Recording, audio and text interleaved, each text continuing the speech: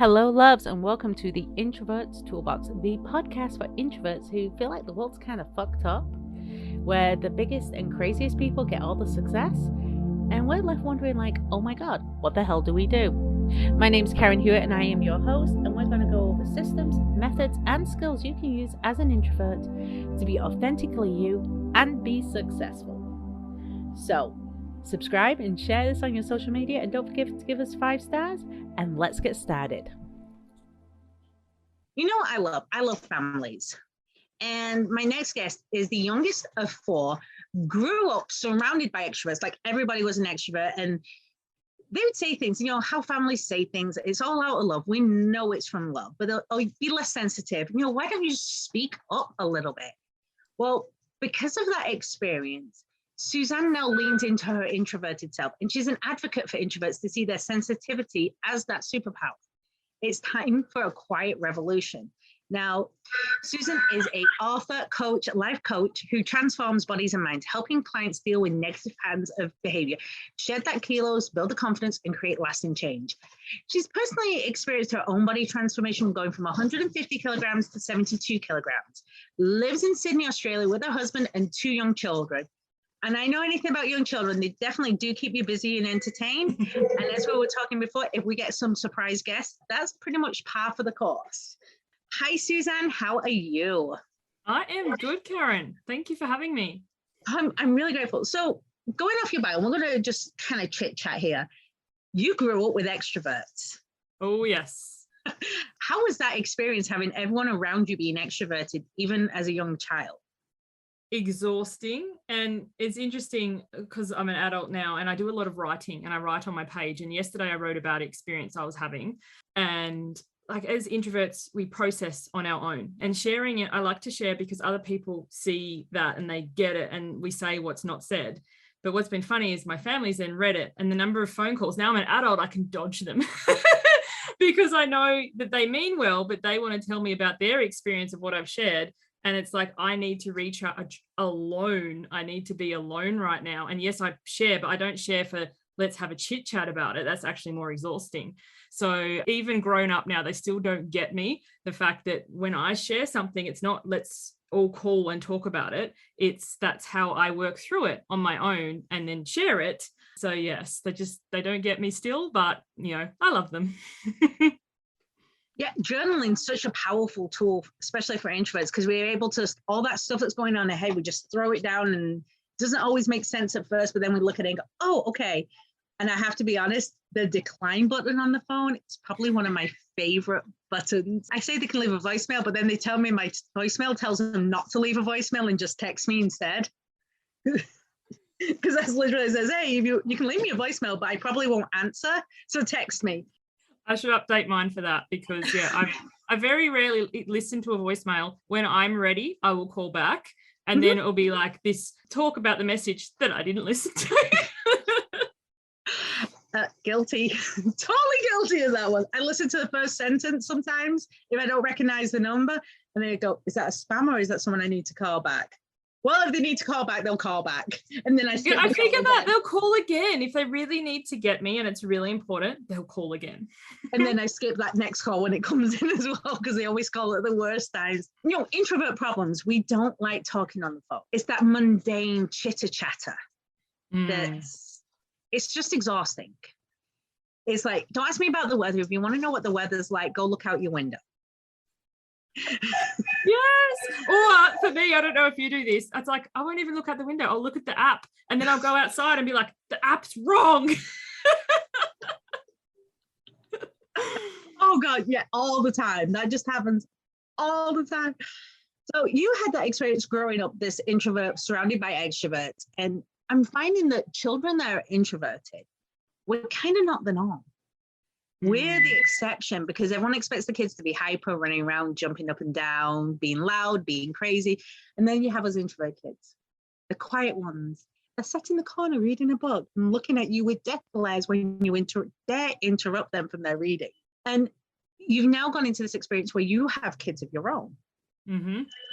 Are they on the introverted side or are they on the extroverted side? I have one of each.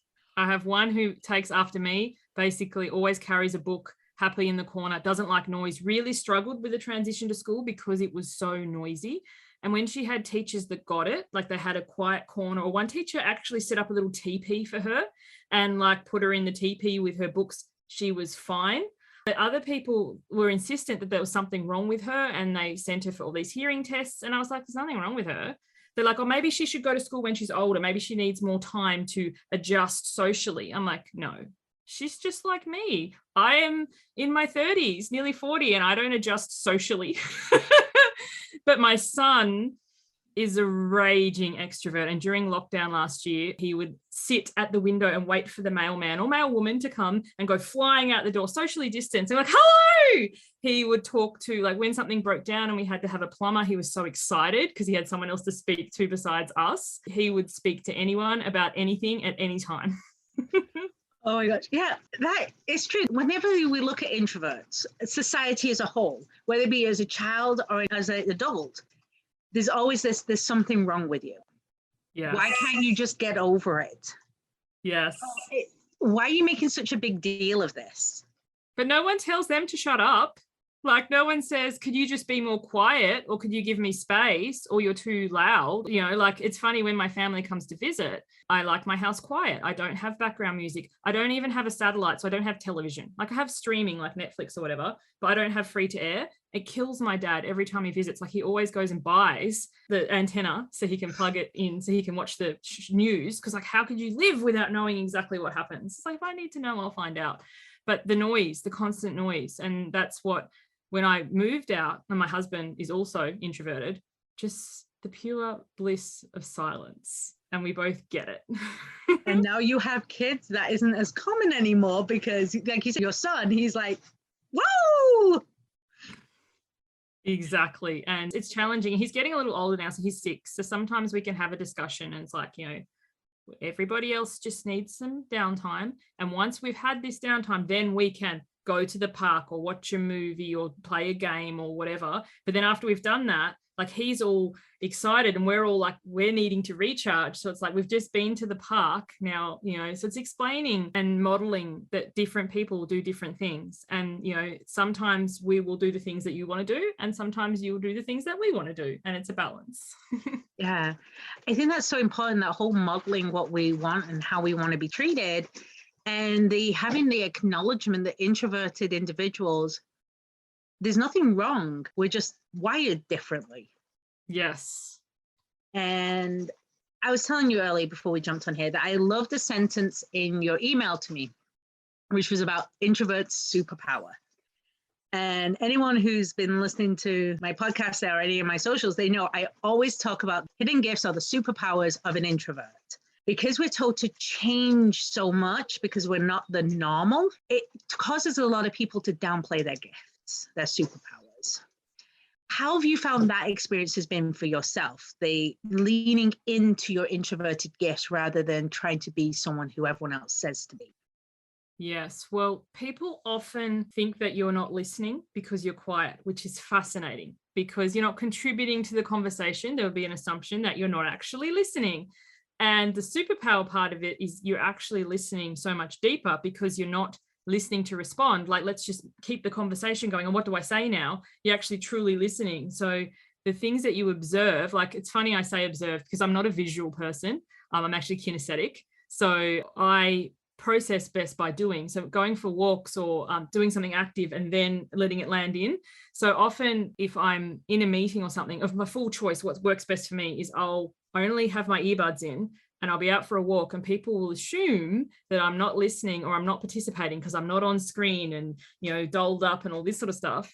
But then when you actually do get to contribute, it's like, whoa, not only is she listening, but that's an amazing idea. And like, for my husband, for example, who's also introverted, he's only ever worked in an office, and the gift of the pandemic has been work from home. He'll have his camera off and he'll actually play something like Candy Crush because, you know, keeping your hands busy, but it's mindless, but he's listening.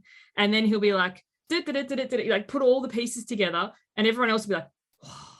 And then his workplace has found, like, now that things are opening back up, he actually is much more productive at home because he doesn't have the chit chat and doesn't have the things that take away the focus. So it's like you can do a lot more quality rather than quantity, where we do a 9 to 5 and we punch all these hours in, when we're actually really fully focused and knowing how we focus. Because for some people, like, you know, for an extroverted person trying to maybe watch Candy Crush and listen and this and this and this, it wouldn't be their superpower, but that's something else. But assuming that everybody is like us, I think is a big drawback of modern society.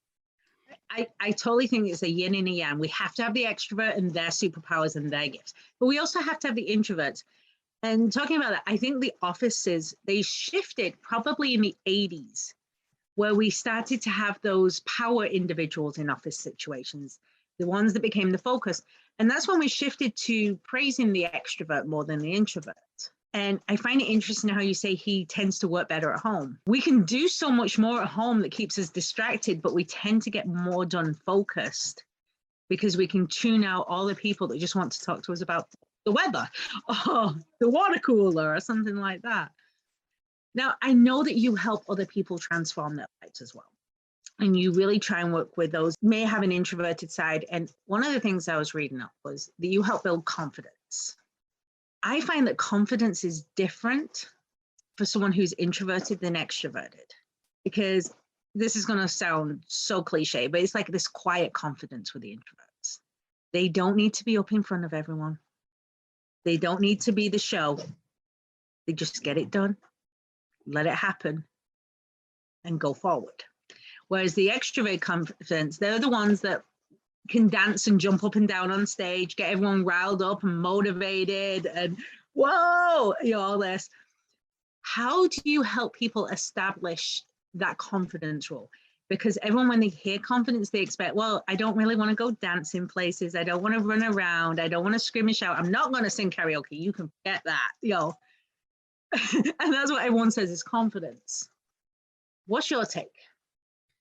I love this question. No one's ever actually asked it in this frame before, because I work, you know, primarily with people releasing physical weight, like from their body. And there is an assumption that when you release weight and reach your goal weight, you'll be happy and confident. It's like this cliche. And what people find, especially introverted people, it's like, I'm still me. I just take up less space, like less physical space. And it's almost a disappointment.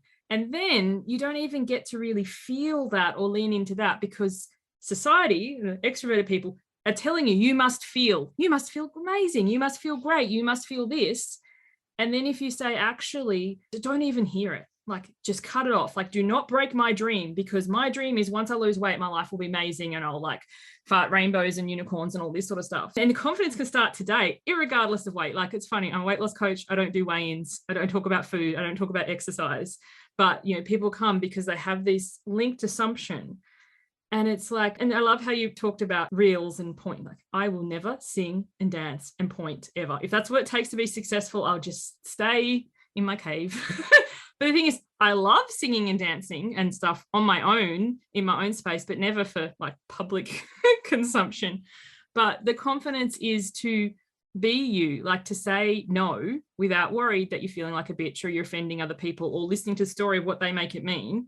Because in the past, I think this is a very introverted thing. Somebody will be like, come to my Tupperware party. And you'll be like, I couldn't think of anything worse. But you don't want to be rude. So you'll say yes. And you'll either force yourself to go and just buy something so you can get out of there as quickly as possible, but then you're on the mailing list and you never get away from it. Or at the last minute, I'm not feeling well, and then you cancel.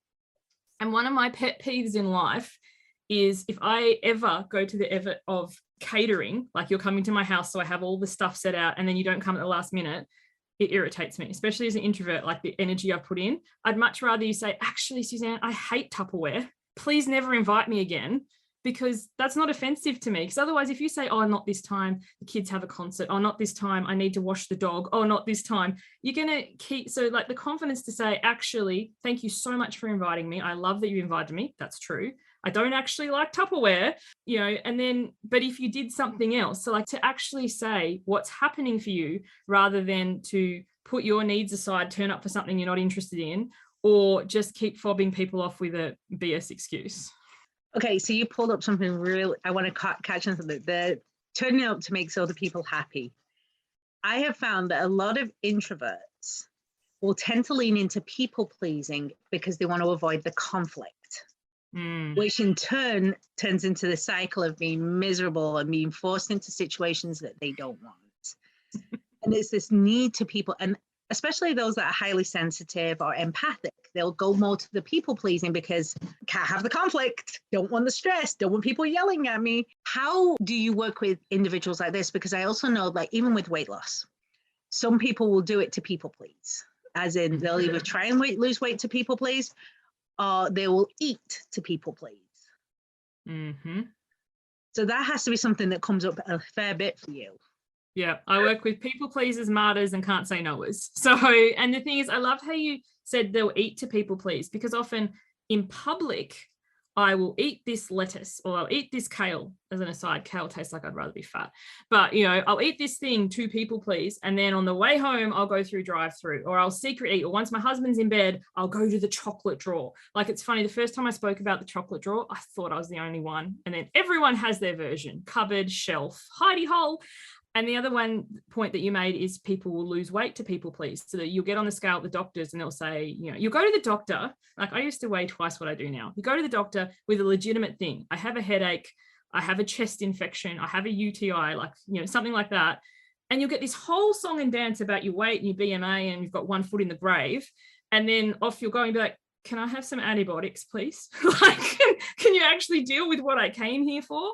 And then you'll get charged. I don't know about overseas, but in Australia, you get charged the appointment. So they'll charge you this double or triple appointment because of your weight. Anyway, I could go on a whole rave about that. But the thing is, when you are changing to people please, the doctors told me, you know, my husband or my partner or my friend is like, we're worried about your health. Don't even get me started on that, because there's a physical health, but what about mental and emotional health? Like, that's a gaslighting, manipulative thing. But, you know, when you do it to people please, it's like holding a ball underwater. You're like, okay, I'm going to do this weight thing. I'm going to eat less. I'm going to have this kale. I'm going to force myself to do CrossFit. But eventually you let go and the ball hits you in the face and you end up on the non-stop ticket to binge town, bigger than ever, and beating yourself up because I can't do this. So they've done studies, like John Hopkins and big established places have done studies that weight loss, like the trigger to do it, the motivation to start, is never enough to actually succeed. Like, motivation might be the spark, but how do you turn from that into momentum, into long-term thing? Which is why on my sales page and everything, I'm like, if you're after quick fixes in this, like, I have a lot to say. My page probably takes people 40 minutes to read. And I say it in the first sentence: if you can't be bothered reading this, I'm not the coach for you. Because people want this instant result. Because the thing is, because those people on some level don't actually want to change. And that's okay. They shouldn't have to. If you're really, this is how you want to be, stay that way and embrace it and love yourself as you are. And don't force yourself to do this shit that you don't want to do because someone's told you that you should. I absolutely love that, because for years I was losing weight, but it wasn't really what I wanted to do. And then when I decided it was a me thing, I'm down 90 pounds in a year. So I'm like, okay, it's a me thing now. I'm doing this. But you're right. People will turn around, and if they don't want to change, they're not going to. And at the same time, we still have this pressure on people that if we tell you enough that you should change, then you're going to, because we don't want to deal with you anymore. And I know me, myself as an introvert, I find myself falling into that. If people keep going and going, and I'm like, fine, whatever, I'll just get it over with. I'm done. I don't want to hear you anymore, because it's easier. When we're looking at this constant manipulation, the guilt tripping, what do you tell your clients who are hearing, like, I see it a lot, spouses. You know, this is going to sound terrible saying it this way, but the husband wants the wife to be a size 2 with hips and, you know, boobs and wear heels and have platinum blonde hair. And the wife's like, well, I'm a healthy version of me, and I'm 5'3", and don't make me dye my hair blonde, please. But he, you know, keeps on going. Or the wife wants the husband to have the Jason Momoa body. Honey, grow a beard, or just lift some weights. And we see this. You're laughing because you know it's true. You've seen this. Yes.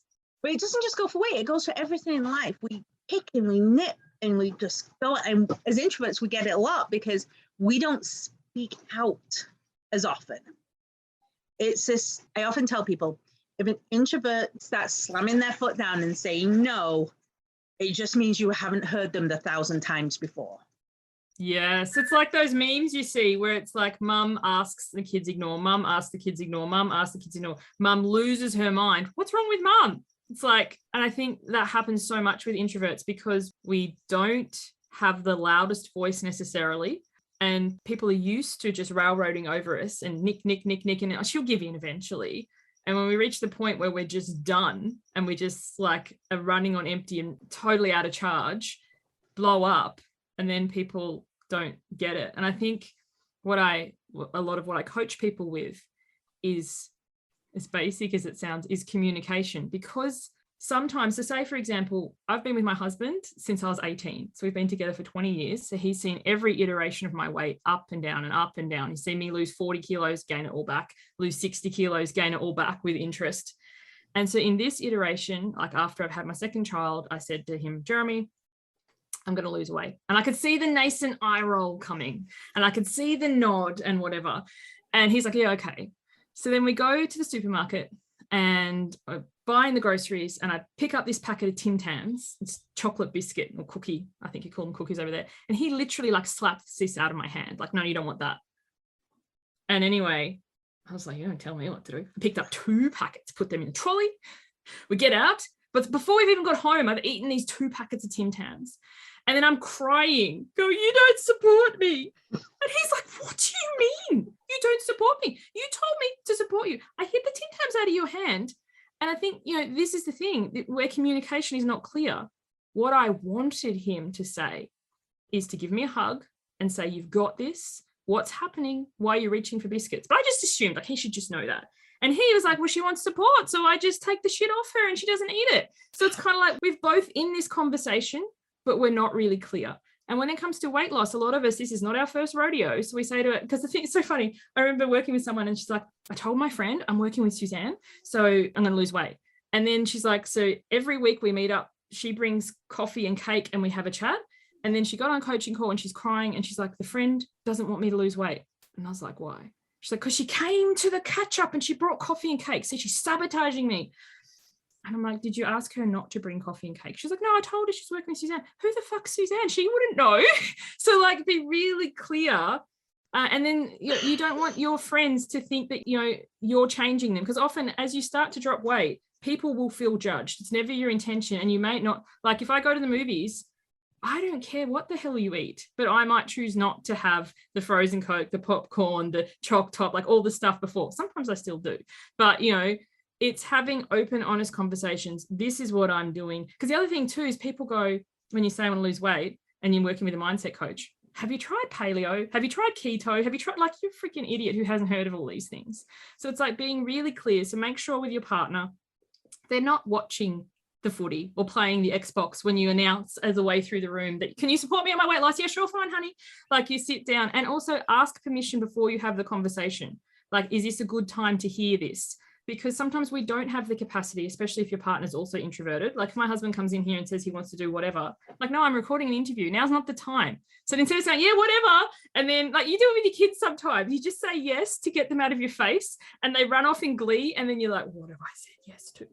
So it's like having these conversations at a time that works for both of you, open and honest, and bringing it back rather than, because you can both argue that the other person is wrong. You were in the same conversation, but what you heard and what they heard, totally opposite. I'm just still laughing at the kid thing because half the time I'm like, what the fuck did I just agree to? Just agree to something, but what was it?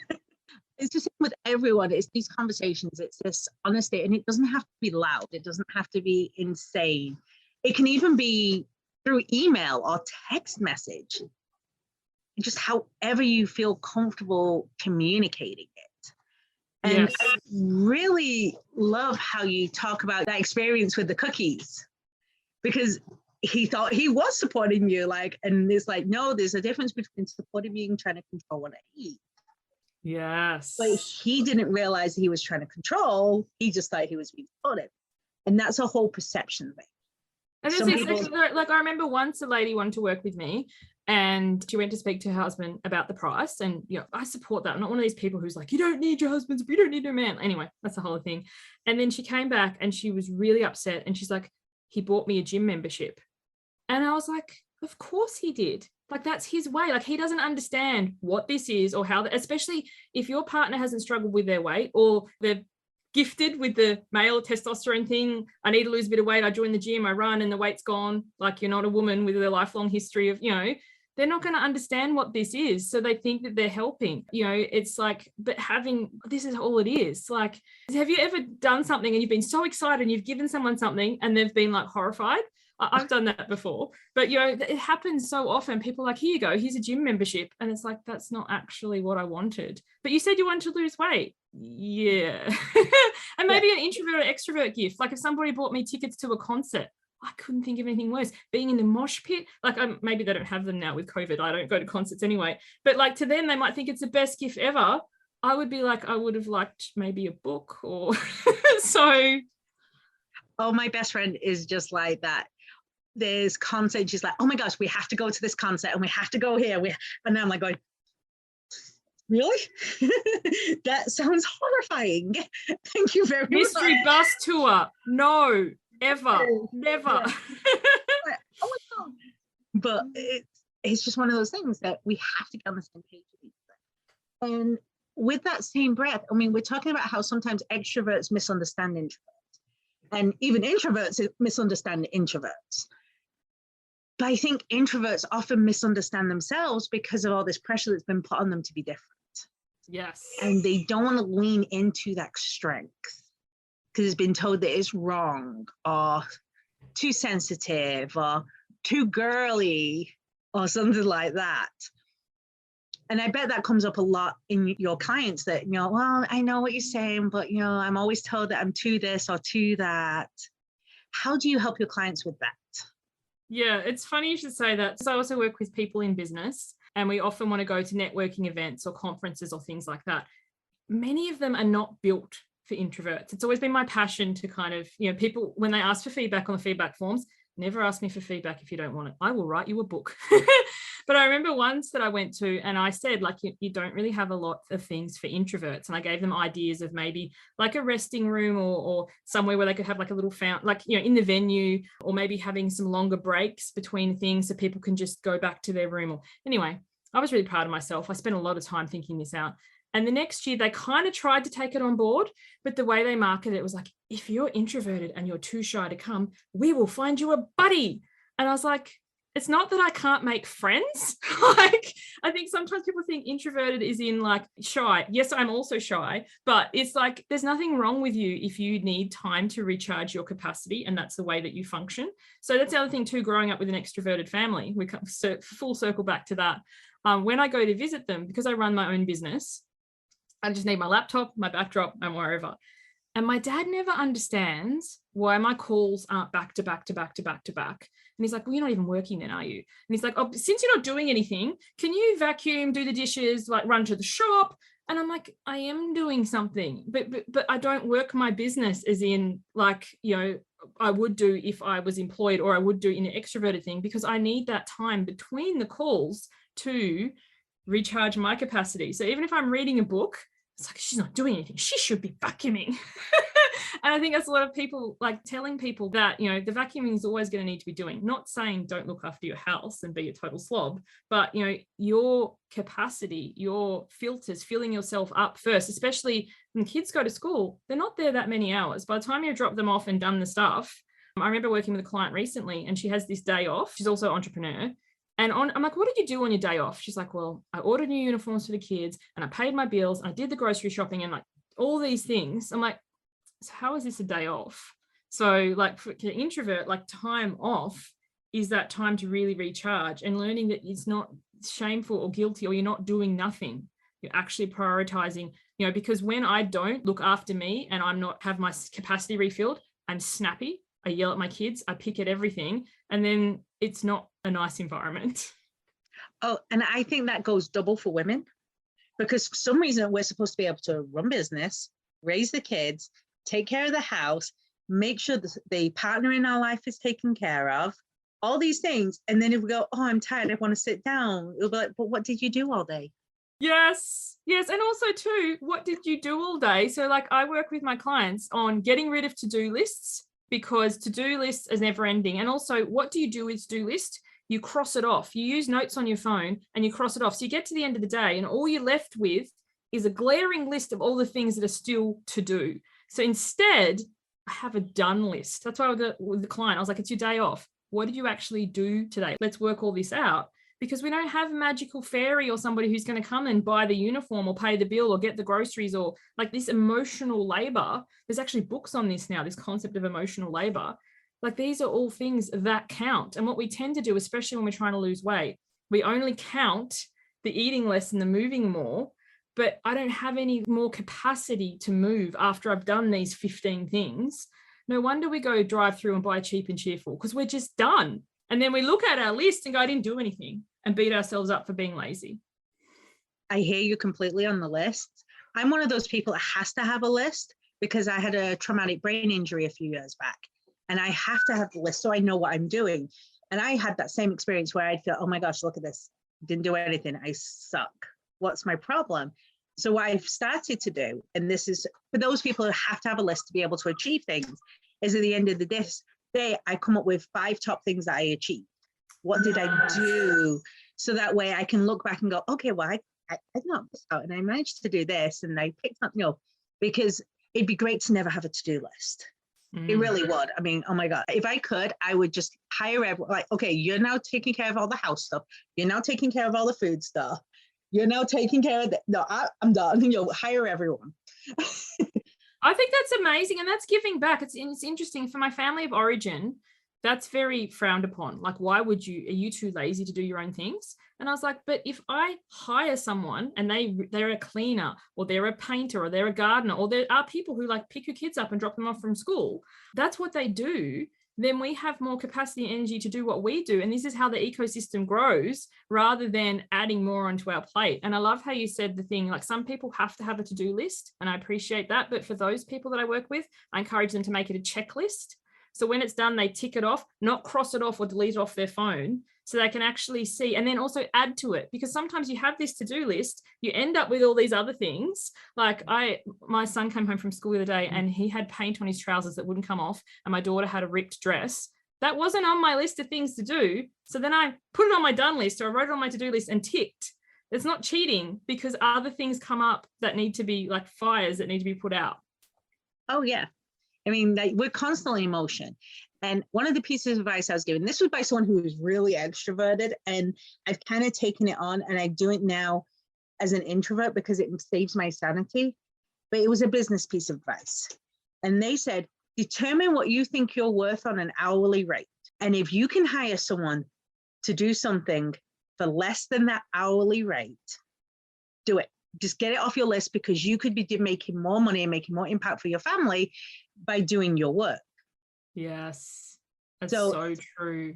It was given to me like in that very extroverted mindset. My email, I hate email. It's like half the time it's people just wanting little silly things. I actually have a virtual assistant that goes through, takes care of it. And gets rid of all the spam and the people trying to sell you Ray-Bans and and then sends me a quick list at the end of the day. Okay, this person needs an answer, this person needs an answer, and this person needs an answer. So I go from like 100 messages to 2 that I actually have to work on. And she is so worth that money for me, because I'm not going to sit there and do no, thank you, I do not want to buy Ray-Bans. Please take me off your mailing list. Or unsubscribe from the same email account like 20 times in a row. Because they get to unsubscribe you. I love that. And also too, like I hire a gardener, and I love it because I don't have the tools. I don't have a place to store the tools. I don't have a trailer to take the clippings and stuff to the dump. And also he does it in an hour, what would take me an entire day. So when the gardener comes and I sit there with my book and I watch it, like the guilt of sometimes like, maybe I should help. I'm like, help, Suze, you got no idea what you're doing. But, but like that thing, it's like, I'm rebuilding my capacity. My garden's being taken care of. And as you said, that what I could earn in that hour, as opposed, well, actually, be honest, 6 hours it'd take me to do what he does in 1 hour. So I think sometimes we don't look through the potential like you've just described. Yeah. And I think that's where a lot of people miss the mark, is they're not seeing their potential. And as introverts, they're not seeing how their superpower is their potential. And like you said, you help a lot with mindset, and you help with of releasing those things that are holding you back and keeping you in the place you want to be, or yo-yoing, or having that relationship going on with food or anything like that. It's just not really helping them be who they're meant to be. It's not helping them be someone different. It's their best version of them, who they are meant to be. So if people wanted to reach out to you, look up what you do, look at your 40-minute sales page. Well, for the people who go? don't like to read, I've also recorded it so you can listen, and I'm currently getting it turned into a PDF so you could print it out if you're textile and you want to touch it and read, So SuzanneColbert.com, I'm sure you'll put how to spell it in the show notes, because, I've never actually had anybody get it right the first time. I love going out. I get anything from Goldberg to whatever else.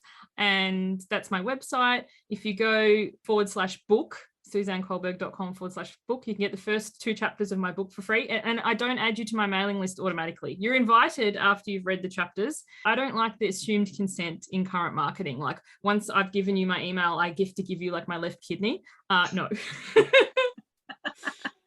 Well, I'm now tempted to not spell your name to see what kind of renditions we get on this, but I'm not that mean. I will make sure your name's spelled right and everything. I'll put the link to the book and all that there. It has been an absolute pleasure, and there has been so much information change and so many ideas processed today. Listeners, what you to do, my loves, is just pop in the comments, whether it be on the podcast or on the social media. What is one thing that you're going to take away from this little chit chat we had today that you think is going to impact your life? Because one of the ways you can make a change is by acknowledging what you heard to make that change. And so put in the comments one thing you're going to take away, and we will be talking with you soon with another great guest. Thank you so much, and have a great day. Thank you, Suzanne. Thank you, Karen. And thank you for listening to another episode of the Introverts Toolbox. Don't forget to like and subscribe. And you know what? I want to know, what is one thing you learned today? Is there something that you're going to take and use in your life or your business? Let me know below.